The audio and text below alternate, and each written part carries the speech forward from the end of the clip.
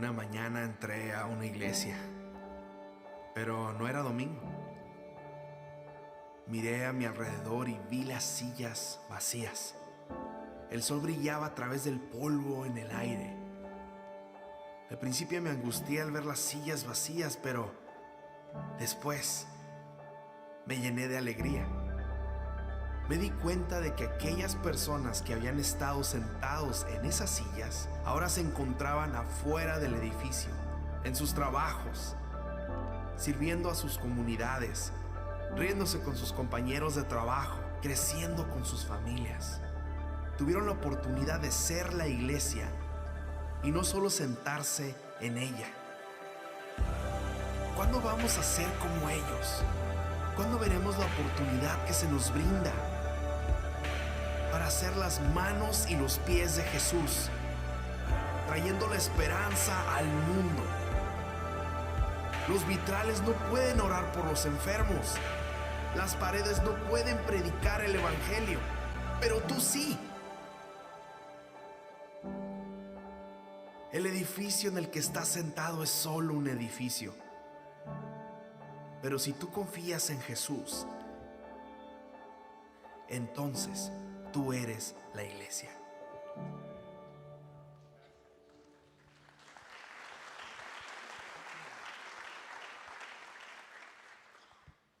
Gloria a Dios. Gloria al Señor, hermanos. El Señor les bendiga. Qué privilegio estar aquí, hermanos. Quisiera que tengamos un momento de oración antes de continuar. Oremos. Señor, te damos gracias. Te damos gracias por recordarnos, Señor, de cuán grande ha sido tu amor para con nosotros. Te damos gracias, Señor, por recordarnos que somos, Señor, un cuerpo vivo en ti. Te damos gracias porque tú nos recuerdas que estamos vinculados en tu Espíritu Santo. Y no solamente, Señor, has obrado todo eso, que nos has perdonado y que nos has limpiado y que nos has restaurado y que nos da una nueva vida, sino que nos conviertes en vasos de honra tuyos que tú llenas de tu Espíritu Santo para alcanzar a muchos más y otros puedan conocer de tu gracia que nos alcanzó, Señor. Dirígenos en esta mañana, ministra en nuestros corazones. Háblanos, Señor. Ayúdanos, Señor, a depender cada vez más de ti. En el nombre de Jesús. Amén. Una vez más, bendiciones, hermanos. Quería decirles, a manera de introducción, puede sonar quizá un poquito cómico quizás, pero cuando el pastor Juan me dijo, te toca tal fecha predicar la palabra, automáticamente el Señor trajo a nosotros una porción, ¿no?, de la palabra que está en Juan capítulo 3. Al principio de este mes, no sé si recordarán que nuestro hermano Higuel estuvo predicando sobre Juan capítulo 3. Entonces, el domingo siguiente, nuestro hermano Raudel, nuestro hermano pastor, entonces, como si todo esto fuera poco, ¿no?, predicó entonces de Juan, adivinen cuál, capítulo 3 también. De manera que estamos celebrando que el Señor en su soberanía nos ha regalado una miniserie de Juan capítulo 3 en este mes. Así que bueno, gloria a Él. Le damos gracias al Señor. Quisiera, hermanos, llevarlos y quiero darle un poquito de introducción, pero vamos a estar iniciando en esta mañana en Números, el libro de Números, capítulo 21, vamos a estar hablando allí. Y antes de introducir el tema, la porción de hoy, quiero darles un poquito de introducción a lo que vamos a estar hablando. Y de lo que vamos a estar hablando, en resumen, se trata del Evangelio, del concepto del Evangelio, la obra que el Señor hace en nuestras vidas y cuál era o es su propósito detrás de ella. El Evangelio, como muchas veces hemos visto, tiene que ver con buenas nuevas. El Evangelio, entonces, quizás como definición sí, pero como acción no es nuevo para la iglesia. De hecho, cuando usted lee el Nuevo Testamento, usted se da cuenta que en muchas ocasiones el Señor se encontró con hombres en específico, les comunicó una noticia poderosa, entró en una relación íntima con ellos y el Señor inclusive a algunos de ellos les llamó amigos. Gloria a Dios por eso. ¿Qué es lo que sucede en el tiempo? Lo que sucede en el tiempo es que estos hombres van pasando, lo que va quedando para el pueblo es la voz de lo que ocurrió en algún momento. Entonces, lo que se dijo luego pasó a escrito, y en muchas comunidades, digamos, poco a poco, entonces eso escrito se convirtió en normas que luego muchas veces fueron sencillamente afectadas por la cultura. Entonces, lo que fue una fe, si podemos decir, evangélica, relacional, que tenía que ver con esa intimidad que Dios quería tener con nosotros, se convirtió entonces en nada más que la aplicación o no de una ley o una norma. Eso corrompió el propósito de Dios, lo que Dios quería tener con nosotros. De nuevo, ¿qué cosa? Una relación íntima contigo y conmigo. De manera que entonces Dios quería a través de esa relación establecer su señorío en la vida del hombre. Lo podemos ver como pasó con Adán, con Enoc, con Noé, con Abraham, con Moisés, con David, etc. Y luego entonces eso pasa, el pueblo lo olvida y migramos a actos, a normas, a prácticas, o como podemos decir hoy en día, a obras sencillamente. Lo que comenzó como una relación viva se convirtió en una religión de cumplimiento exterior. Se perdió el corazón de la fe. El pecado ya no tenía que ver con deshonrar a Dios, sino con no cumplir una norma. Y la solución para evitar el pecado no tenía que ver con mantener el nombre del Señor en alto, sino con, ¿cuál fue el fallo? Bueno, vamos a crear entonces una o dos normas más para que nos mantengamos entonces, ¿verdad que sí?, encarrilados. La fe se convirtió en una lista de chequeo, en un checklist. No sé si algunos de ustedes saben, mi digamos, experiencia, ¿no?, background, de donde vengo fue en aviación, como controlador aéreo durante muchos años. Y nosotros en aviación mantenemos listas de chequeo, ¿cierto? Por ejemplo, en el momento en que un piloto dice Mayday, Mayday, Mayday, ¿lo han escuchado? Automáticamente el controlador aéreo necesita saber qué está pasando. ¿Cuánto te queda de combustible? ¿Cuántas personas tú tienes a bordo? ¿Tienes mercancías peligrosas? ¿Qué prevés hacer? ¿Cuál es el plan ahora? Porque automáticamente el controlador aéreo pasa de ser el guía a ser una persona que toma notas respecto a cuál es el plan que el piloto tiene. Y así tú vas haciendo ese check, ¿ok? Ok, hice esto, hice aquello, hice lo otro y voy cumpliendo. A eso pasó a ser la vida del judío promedio. Un ejemplo de esto que podemos ver en el Nuevo Testamento se encuentra en Mateo, por ejemplo, Mateo 19, cuando los discípulos le preguntan a Jesús sobre el divorcio, ¿lo recuerdan? ¿Qué dice Jesús? Bueno, Moisés te dio carta del divorcio, ¿pero qué? Pero al principio no fue así. Hubo una licencia ahí, pero ese no era ese el propósito. Otro es, por ejemplo, cuando se habla del corbán. Algunos quizás recordarán el término que tenía que ver con una ofrenda que el pueblo daba. Y eso era una ofrenda, eso era algo celoso, esto es para el Señor. Sin embargo, muchas veces la persona quizás no tenía recursos suficientes, entonces tenía que fallar a una regla que era ¿cuál? Cuidar de mis padres. Entonces, ¿qué hicimos? Si hay una tensión entre dos reglas, fácil. ¿Quién está primero? Dios. Entonces el corbán es una excusa para yo no cuidar de mis padres diciendo, esta es mi ofrenda al Señor. Qué lindo, ¿no? ¿Qué te parece? Entonces comenzó esa puja, ese balance, ¿no? Y lo que terminamos viendo es simple y llanamente olvidar al Señor porque la norma toma el primer lugar. Quiero ponerles un ejemplo de esto. Para mí, un ejemplo que ilustra bastante bien esto. Y tiene que ver, quizás ustedes han oído la relación del pueblo judío con el pueblo samaritano. ¿Han escuchado hablar de eso? Es interesante porque creo que si entendemos esto podemos ver hasta qué punto es la imagen anterior que habla de Samaria. Perdón, está bien ahí. hasta qué punto el pueblo cae en esto.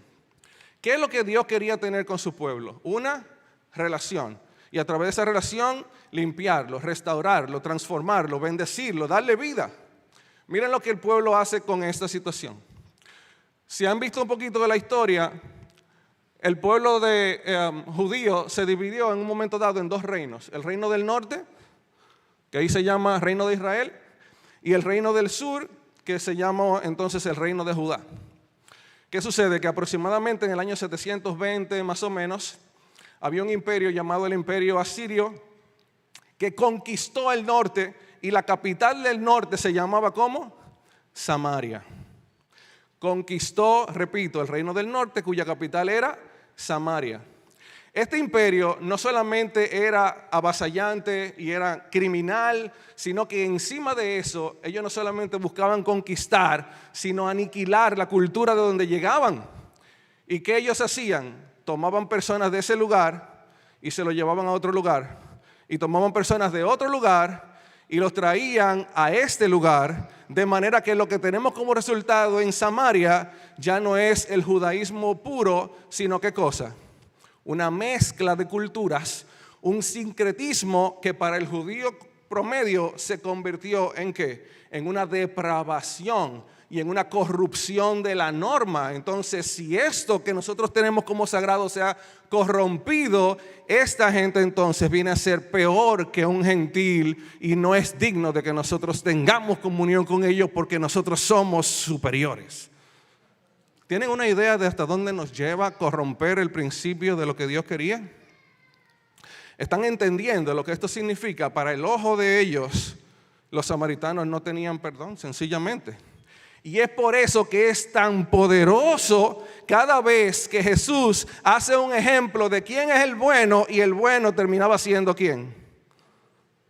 Un samaritano. ¿Cómo? El buen samaritano. ¿Cómo? La mujer samaritana. Todo esto era una bofetada en la cara del judío que no podía ser muchas veces entendida por ellos, porque ellos estaban por encima de eso. ¿Hasta dónde nos llevan nuestro checklist?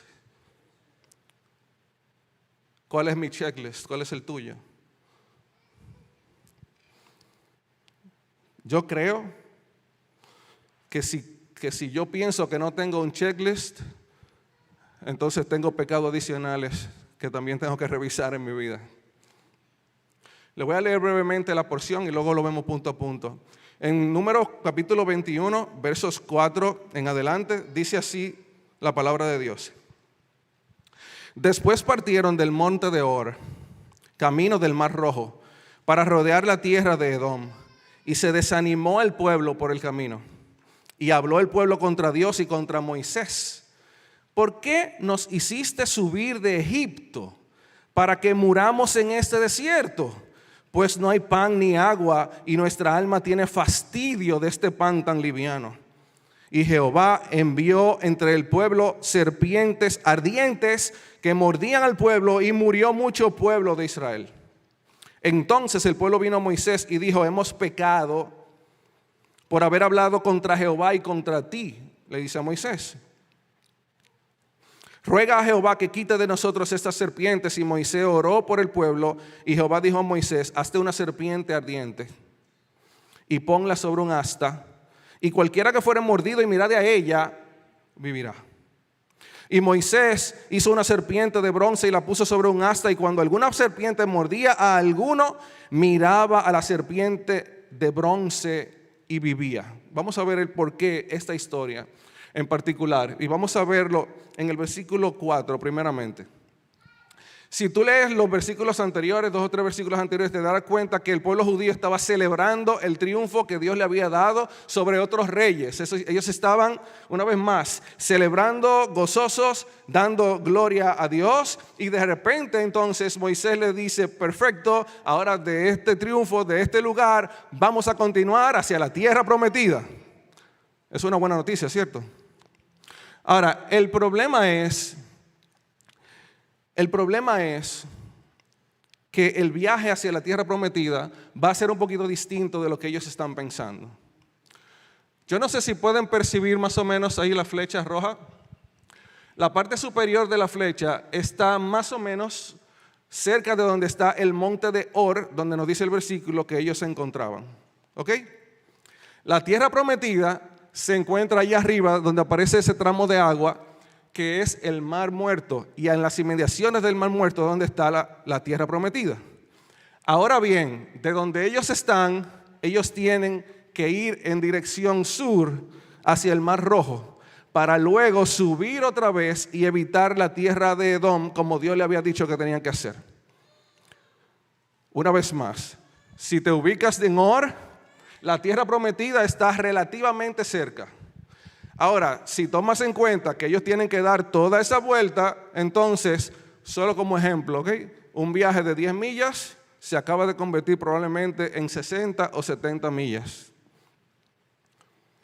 Muchas veces el Señor nos pone a dar lo que parecen ser vueltas. E inclusive nos dice cosas desde nuestros líderes y demás que parecerían una locura. Sin embargo, hay otras cosas que el Señor está trabajando en eso. Y el pueblo, en vez de decir, gloria a Dios, nos acabas de dar un triunfo, seguimos en ti, vamos para adelante. Lo que ocurre, que nos dice el versículo al principio, es ¿qué cosa? Después partieron del monte de Or, ¿cómo dice? Camino del Mar Rojo, no del Mar Muerto, sino del Mar Rojo. ¿Para qué? Para rodear la tierra de Edom. Y el pueblo entonces se desanimó. Se sintieron mal, se molestaron. Si nosotros entendemos lo que eso significa, yo creo que no tendría nadie ninguna limitación en que nosotros estamos diciendo que ellos pecaron contra Dios. Porque nuestro concepto de pecado es que ellos están deshonrando la dirección de Dios, la voluntad de Dios, la provisión de Dios. ¿Cierto? Pero cuando vemos el versículo 5, vemos algo interesante. El versículo 5 dice, y habló el pueblo contra Dios y contra Moisés. ¿Por qué nos hiciste subir de Egipto para que muramos en este desierto? No hay pan ni agua. Nuestra alma tiene fastidio de este pan liviano. Aquí se revela el corazón del pueblo. Ese corazón que no ha sido transformado porque ellos no están viviendo en una relación con Dios, sino en la revisión de un checklist. Porque como decía nuestro hermano pastor, las expectativas incorrectas de Dios te llevan al desánimo y a la frustración. Porque nosotros muchas veces estamos pensando en otras cosas que no son necesariamente, sencillamente la voluntad de Dios y honrar a Dios. Su corazón estaba en Egipto. ¿Por qué me sacaste de Egipto? Yo le pregunto a usted, ¿es cierto que el pueblo estaba bien en Egipto? ¿Es cierto que no había provisión donde ellos estaban? ¿Es cierto que Dios simplemente los iba a dejar morir? Una cosa sí era cierta, ellos estaban fastidiados de Dios, de la provisión de Dios, del cuidado de Dios, y rechazaron al que los envió. Por esa razón, dice el versículo 6 y 7, y Jehová envió entre el pueblo serpientes ardientes. ¿Qué cosa? Un castigo. Que mordían al pueblo, y mucho pueblo murió. Entonces el pueblo vino a Moisés. Está ocurriendo algo, ¿cierto? Hay un castigo, hay un juicio. Vamos a hablar con Moisés. Y lo que el pueblo le dice a Moisés es, hemos pecado por haber hablado contra Jehová y contra ti. Juega a Jehová que quite de nosotros esas serpientes. Y Moisés oró por el pueblo. Pero noten esto, la confesión del pueblo no fue su fastidio, no fue su desprecio a Dios, no fue el desánimo que ellos no habían rendido ante Dios. Su confesión fue, hablamos mal, de manera que, ¿qué cosa? Violamos una regla. Esa es la confesión. No es que yo me siento mal porque hice algo no, fue que me di cuenta que cuando expresé mi sentimiento negativo con respecto a ti, violenté una norma. De eso que yo me arrepiento. No es de un corazón no restaurado. La mentalidad legalista el problema es que fallamos una regla. La mentalidad del reino el problema es que mi corazón se desvinculó del tuyo, Señor. En los versículos 8 y 9, a pesar de todo esto, ¿sabe lo que hace el Señor? Moisés oró, ¿cierto? El Señor le dice a Moisés, hazte una serpiente ardiente y ponla sobre un asta. Y cualquiera que fuere mordido y mirare a ella, vivirá. Moisés hizo una serpiente de bronce y la puso sobre un asta. Y cuando alguna serpiente mordía a alguno, miraba a la serpiente de bronce y vivía. Gloria a Dios. Esa persona era mordido por una serpiente venenosa y Dios no le estaba diciendo, mira, tú tienes que hacer un peregrinar hasta Meben caminando para que entonces no. Solamente tienes que girar, mirar a la serpiente y eras salvo. Eras sano en este contexto. Para el pueblo, ¿qué era esto? ¿Un mecanismo de reconexión en su relación con Dios? No, hermano, era una norma más. Y si yo iba caminando y me picaba una serpiente, yo lo único que tenía que hacer era volver a mi checklist, girar, mirar a la serpiente, cotejar y era sano. ¿Qué le parece? Esa es nuestra vida, ciclo tras ciclo. Pero Dios estaba tomando en cuenta incluso no su presente, sino su futuro. Para Dios era una profecía visual que tendría cumplimiento en un momento dado. Ellos lo estaban cumpliendo, pero no entendían lo que estaban haciendo. Algo sí que estaba ocurriendo es que cada vez que esto se plasmaba en la ley de Dios, un buen judío, ¿qué hacía con la ley? La memorizaba para luego poder cotejar punto a punto. Una nota que debe ser un llamado de atención a la iglesia en este punto es este principio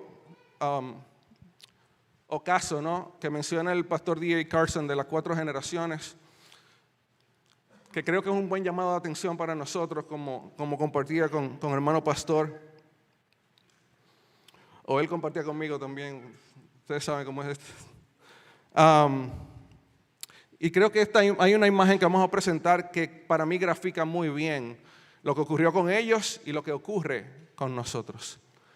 Y esta es la imagen de las 4 generaciones. Y estamos hablando de hoy en día, de la iglesia, las generaciones de creyentes. ¿Cuál es la primera generación? La primera generación está graficada en el primer punto. En esa fogata que comienza poniendo las piedras, levantando los leños, encendiendo el fuego del evangelio y predicando a toda criatura en todo lugar de manera agresiva. Estamos aquí para ensanchar el reino de Dios en lo que el Señor quiere hacer con nosotros y enciende ese fuego. La segunda generación depende de esa primera y es ese fuego encendido que continúa quemando. Ya ellos no tienen que levantar nada, ya ellos no tienen que hacer nada, pero continúan con la extensión del reino y de la palabra de Dios. Pero por no tener las necesidades de la primera, no tuvieron que hacer lo mismo con la tercera generación. Y esa tercera generación entonces continúa encendida, pero desvinculada del fuego original y se va enfriando. La tercera generación muchas veces es inerte con respecto al evangelio y ya en muchas ocasiones ni siquiera se llaman a sí mismos cristianos. Hay un reto y una misión que nosotros tenemos con esto, ¿no? Hay un llamado de atención.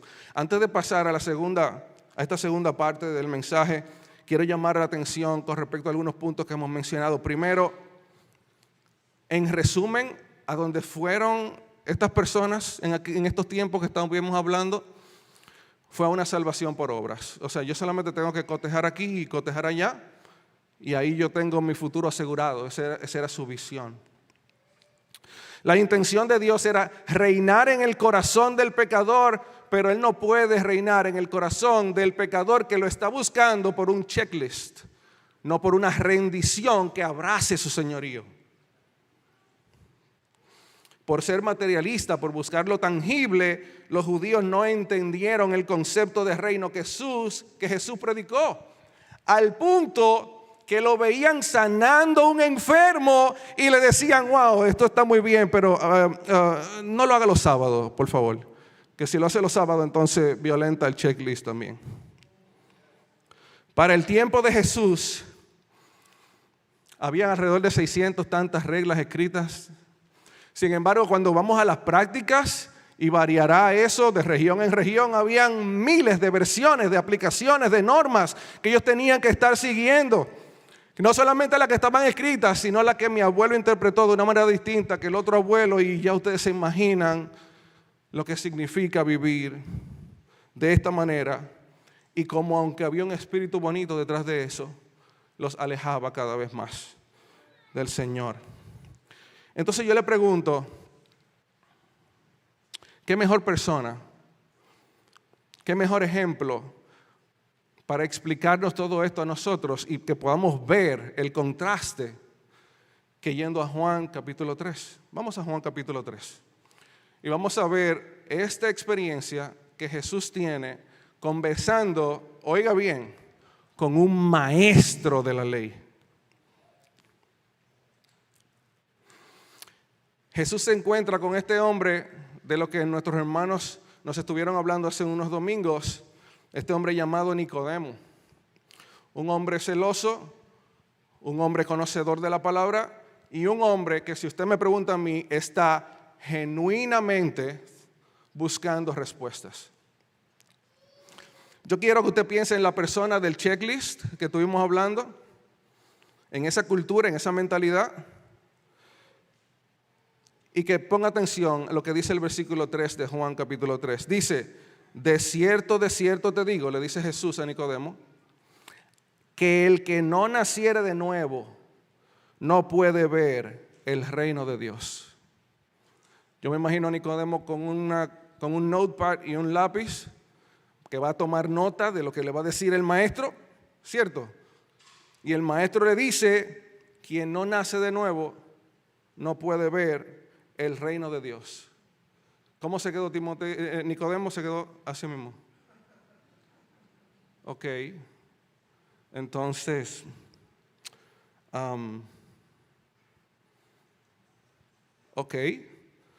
entonces, ¿cómo es eso? O sea, ¿qué se hace con eso, no? Jesús le dice en el versículo 9 al 10, voy a saltar algunos versículos porque ya hablamos sobre eso en domingos anteriores.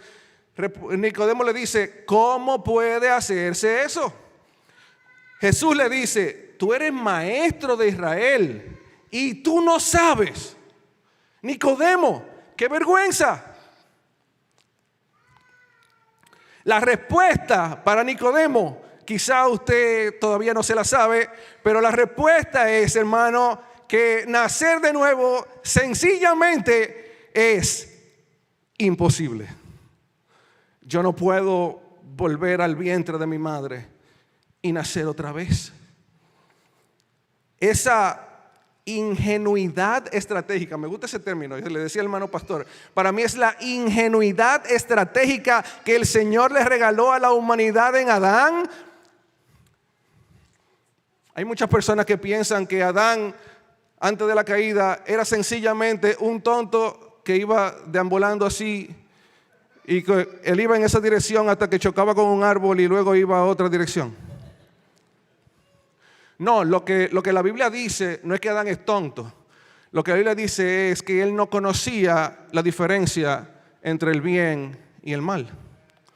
Y cuando en la cabeza, como responsable, Adán y su pareja Eva, su esposa Eva, fallaron y comieron del árbol, comieron del fruto del conocimiento, entonces lo que había sido una ingenuidad estratégica se convirtió en una maldición generacional que nos sumiría a toda la humanidad en la perdición. ¿Sabe por qué? Porque en parte es cierto lo que dijo la serpiente. Él aprendió la diferencia entre el bien y el mal. ¿Sabe lo que fue que él perdió? Él aprendió la diferencia entre el bien y el mal. ¿Qué fue lo que él perdió? La capacidad de hacer solo el bien. Todos nosotros sabemos la diferencia entre el bien y el mal, ¿cierto? Nuestra tarea esta semana es hacer solamente el bien. Hágalo y está tranquilo, practíquelo. Y se encontrará con la realidad de que aunque yo le regale un manual con 14,000 leyes, va a ser imposible que usted no violente una de ellas. Hermanos, Jesús está desnudando la cultura, la filosofía, el estatus de Nicodemo. Lo está desarmando uno a uno al punto que Nicodemo no puede ni siquiera hablar más. Jesús le dice en el versículo 12, pero yo te digo cosas terrenales y tú no me entiendes, no me crees. ¿Cómo tú vas a creer si te digo las cosas celestiales? Nicodemo, tú no entiendes lo que te digo. Tú no sabes tanto como pensabas. Y encima de eso, tú no eres ni siquiera alguien que piensa como maestro de la ley en términos celestiales. Tu pensamiento es terrenal y por ende corrupto. Tú no vas a entender lo que yo te voy a decir.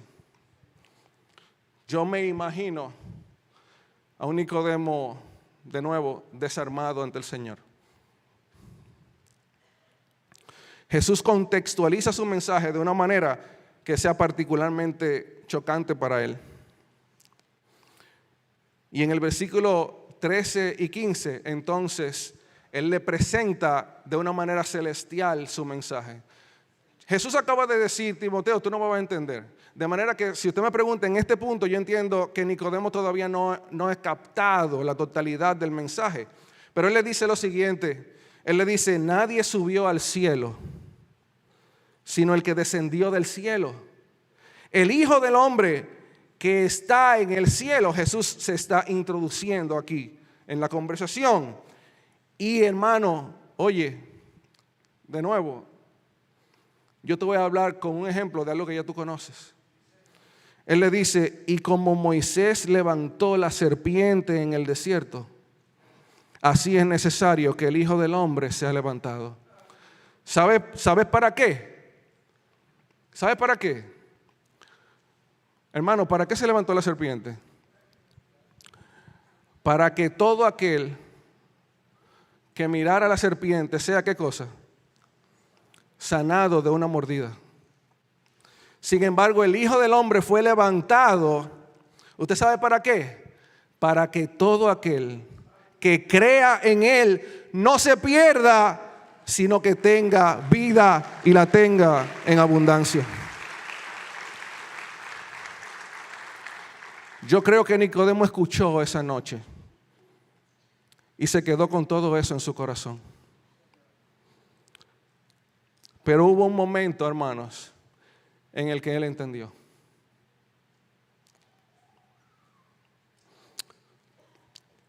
Yo creo que Nicodemo entendió cuando él vio a Jesús clavado en una cruz en su lugar.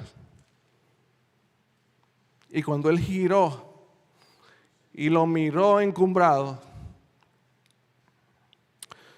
se dio cuenta de la magnitud del amor de Dios. ¿Sabe cuál es la magnitud del amor de Dios?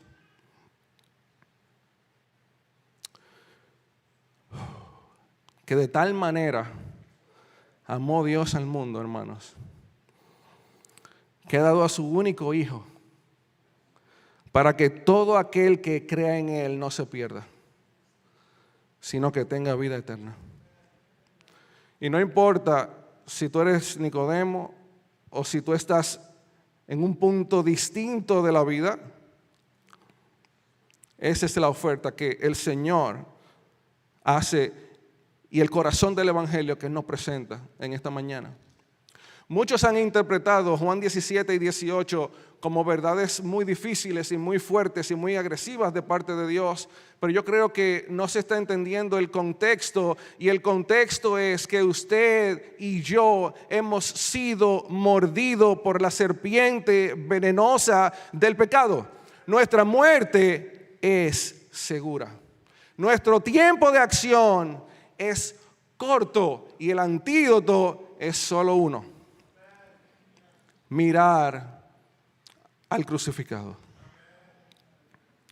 Por eso Juan no tiene miedo de escribir lo que Jesús dice cuando él dice: porque no envió Dios a su Hijo al mundo para condenarlo, sino para que el mundo sea salvo por él.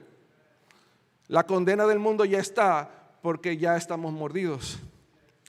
El que cree en Cristo no es condenado, pero el que no cree, hermano, ya ha sido condenado, porque no ha creído en el nombre del unigénito Hijo de Dios, que es el único que nos salva de la muerte segura.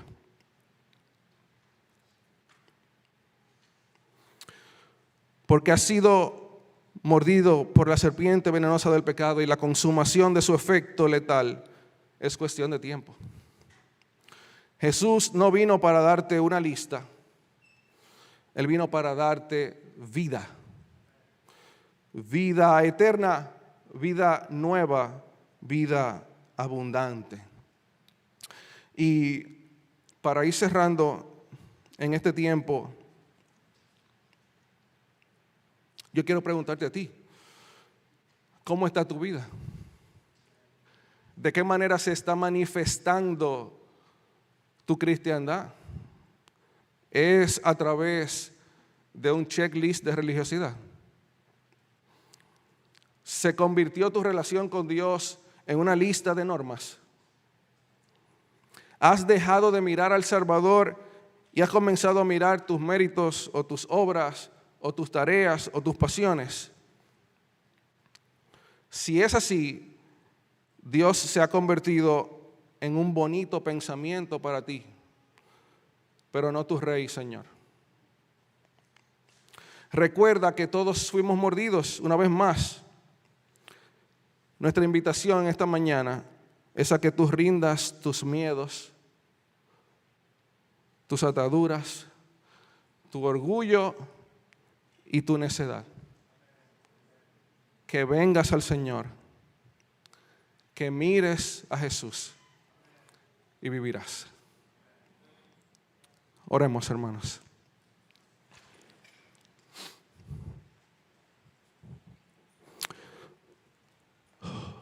Gloria a tu nombre, Señor. Gloria a tu santo nombre, Señor. Yo te suplico, Señor, en esta hora que tú nos ayudes a recordar primeramente que tú eres el Rey de Gloria. Ayúdanos, Señor, a recordar que tu amor por nosotros, Señor, es más grande, mi Dios, que cualquier tarea.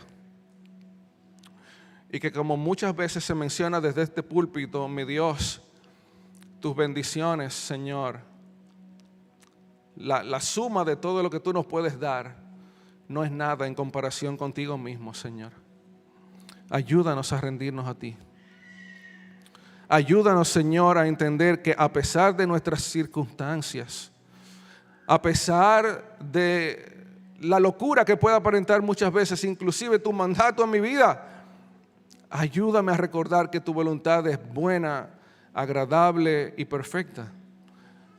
Ayúdame a recordar que mi relación contigo no está sujeta a cuántas veces, Señor, yo puedo cotejar en mi agenda que te he quizás agradado o hecho algo para ti. Ayúdame a recordar que no son tareas, eres tú, Señor. Ayúdame a recordar el precio de mi salvación y a entender una vez más la magnitud de tu amor por mí. Señor, yo estaba perdido en delitos y pecados, Pero a pesar de todo eso, Señor, tú enviaste a tu Hijo a morir por mí en una cruz de vergüenza, Señor. Ayúdame a recordar eso y a que a memoria de eso encienda un fuego en mí que no mengüe y que yo procure, Señor, extender la vitalidad como el ejemplo que veíamos de esa primera generación y yo rinda mi vida a ti al punto que yo esté dispuesto a ir donde tú quieras que yo vaya y a hacer lo que tú quieras que yo haga y a abandonar mi orgullo con tal de que tú crezcas, como dice Juan 3:30, y yo mengüe. Glorifica tu nombre en mi vida. Glorifica tu nombre en este lugar. Y si alguien aquí, Señor, está luchando con rendirse a ti, Señor, glorifica tu nombre en esa vida, en esta hora, mi Dios. Muchos de nosotros batallan con otro tipo de atadura. Ayúdanos a recordar que tú no estás llevando una lista de verificación en nosotros, sino que tú entras en nuestra vida en un proceso de restauración para nosotros. Libéranos, Señor, de aquello que nos ata. Restáuranos una vez más. Te amamos, Señor, y te damos gracias, Señor, por recordarnos que tú nos amaste primero. Bendito sea tu nombre por siempre, en el nombre de Jesús. Amén. Señor les bendiga.